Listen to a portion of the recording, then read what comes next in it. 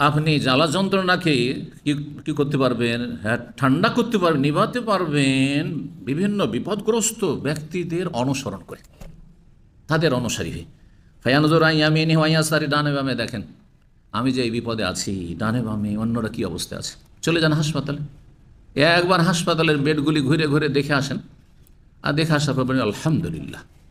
আর জিজ্ঞাসা করবে কোন রুগী কতদিন ধরে হাসপাতালের বেডে শুয়ে আছে, পড়ে আছে, আর কোন কোন রোগী একবার অচেতন অবস্থায় পড়ে আছে, বছরকে বছর, বছরকে বছর পড়ে আছে, মরণও আসছে না আর সুস্থ হচ্ছে না।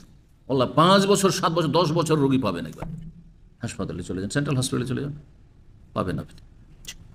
আল্লাহু আকবার। ফাহাল ইয়ারা ইল্লা মেহনাতান আও হাসরা, তাহলে ডানে বামে দেখবেন যে বিভিন্ন রকমের বালা মুসিবত আর মানুষের আক্ষেপ কষ্ট।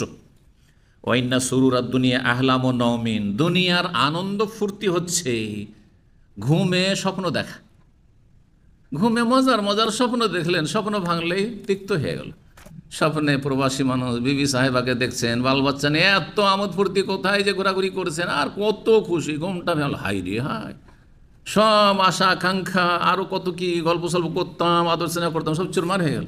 দুনিয়া হচ্ছে এরকম স্বপ্ন, আসলে নিদ্রার স্বপ্ন। জি, ওয়াইন আজহাকাত কাল আবকাত কাসিরা, দুনিয়া এমন বস্তু যদি অল্প কিছুক্ষণ হাসায় তো অধিকাংশ সময় কাঁদাবে। দুনিয়ারই নাম, কখনো হাসার নাম আর কখনো কান্না করার নাম। 4 নম্বর হেকমত হচ্ছে আল ইলমু আন্নাল জাযা লা ইয়ারুদ্দু বাল ইউযাইফু, মানুষ বিপদগ্রস্ত হয়ে যদি হাহুতাশ করে, আক্ষেপ করে আর অধৈর্য হয়ে যায়, এটাতে বালা মুসিবতকে লাঘব করে না, হালকা করে না, আরও কি করে, বহুগুণে আরও বাড়িয়ে দেয়। যত কাঁদবেন, যত ভেঙে পড়বেন, যত হাই হাই করবেন আপনি, তত বেশি কিন্তু অশান্তি বেড়ে যাবে, তত অশান্তি বেড়ে যাবে। 5 নম্বরে বলছেন অমিনহু আন ইয়ালাম আন্না ফাওয়াতা মা যামিনাল্লাহু আলা সাবরি ওয়াল ইস্তিরজা আযাম মিনহা,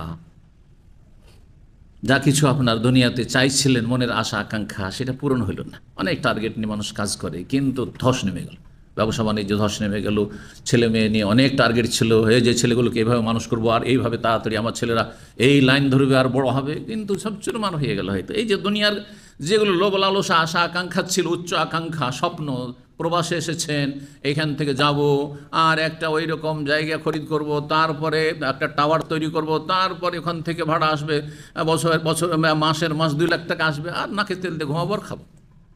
এসব স্বপ্ন কান নেই প্রবাসীদের, অনেকের অনেক বেশি আছে, কারো কম আছে। এগুলো হয়তো কোনোটাই হইল না, ঘুরে চলে গেলেন, কিছুই না, অনেকের ঋণগ্রস্ত। এর জন্য যে আল্লাহ দায়িত্ব নিয়েছেন, যদি ধৈর্য ধারণ করে বিপদের ওপর এবং আল্লাহর ওপর ন্যস্ত করা, ইন্না লিল্লাহি ওয়া ইন্না ইলাইহি রাজিউন, আল্লাহ যেটা খরচ করে সে টাকাটা উঠলো না। ঋণ কর্জা করে এসেছিলাম, জমি জায়গা বিক্রি করে এসেছি, যেটা বিক্রি করে ওইটা উদ্ধার করতে পারলাম না। তো এর উপর যে আল্লাহ রাব্বুল আলামিন যে আপনার একটা দুনিয়া ছুটে গেল, আর এর উপর মহাপুরস্কারে যে আল্লাহ দায়িত্ব নিয়েছেন, জামানত দিয়েছেন, সেটা অনেক গুণে বড়, অনেক গুণে বড়। ধৈর্য ধরতে হবে এবং আল্লাহ সম্পর্কে সুধারণা রাখতে হবে। হতে পারে দুনিয়াতে আল্লাহ দিয়ে দিতে পারে, অনেক সময় দেখা যায় যে যেই জায়গায় বড় আশা করে সেখানে হইল না, আর অন্য জায়গাতে সহজে কাজ হয়ে গেল, আর ওইদিকে আল্লাহ রাব্বুল আলামিন সুখী করে দিল। আমি জানি দামামে এই যে বিকলাঙ্গ যারা বা প্রতিবন্ধীদের হাসপাতাল আছে এখানে, বোবা, তারপরে পাগল, তারপরে আপনার খোঁড়াদের মার্কাজুত তাহিল বলা হয়, এখন চলে গেছে ওই কিং ফাহাদ গার্ডেনের কাছে চলে গেছে, আদামতি ছিল, ওখানে আমি দর্শ দিতে যেতাম। একটা ছেলে আমার দার্সে আসতো, মাত্র 500 টাকা বেতন, তখন বলছে মাত্র 500 টাকা বেতন, আর ওই পুলিশদের আজকারীদের খাবার পাক করে করে কিছু আউট ইনকাম করতো, সাইকেল নিয়ে সারাদিন ছোটাছুটি করতো, রাত 10টা পর্যন্ত, খুব কষ্ট করতো এই প্রবাসে। আজকে থেকে 15 বছর আগে সে একদিন হঠাৎ করে আমার কাছে ছবি পাঠাচ্ছে, তার বিশাল ঢাকাতে দোকান, কাপড়ের দোকান, পাকিস্তান থেকে ইন্ডিয়া থেকে বিভিন্ন কাপড়গুলো নিয়ে আসছে, আর তারপরে দেশের কাপড় সব, আর বিশাল তার কর্মচারী, কয়েকজন 8-10 জন কর্মচারী তার আন্ডার কাজ করছে, মাত্র কয়েক বছরের ভিতরে। অনেকে প্রবাসী মনে হয় সুখী হয়ে যাও, আপনার জন্য এখানে রাখেনি আল্লাহ, অন্য কিছু দুনিয়াতে ওর জামানত দিচ্ছেন, আর না হলে আখিরাতে রয়েছে। 6 নম্বর হিকমত আইয়ালাম আন্নাল জাযা ইউসাম্মিতু আদুওয়াহু, যদি আপনি বেশি আক্ষেপ করেন বালা মুসিবতে বিপদ আপদে, আর যদি আপনি ভেঙে পড়েন, হাহুতাশ করেন, তো আপনার সবাই বন্ধু নয়, দুশ্মনও আছে। দুশ্মনরা কি হবে? খুশি হবে, হয়েছে, মজা হয়েছে, অ্যাক্সিডেন্ট হয়েছে না, শাস্তি হয়েছে, এরকম বলনেওয়ালা লোকও আছে। হ্যাঁ হ্যাঁ, এখন বিপদে পড়েছে না, হ্যাঁ ভালো হয়েছে বলনেওয়ালা আছে, জানতে দেবেন না। কারণ সবাই দোস্ত না, সবাই হিতাকাঙ্ক্ষী না, বহু বিদ্বেষী আছে, শত্রু আছে। তো আপনি বেশি হাই হাই করলে দুশ্মন খুশি হবে। কেন দুশ্মনকে খুশি করবেন আপনি?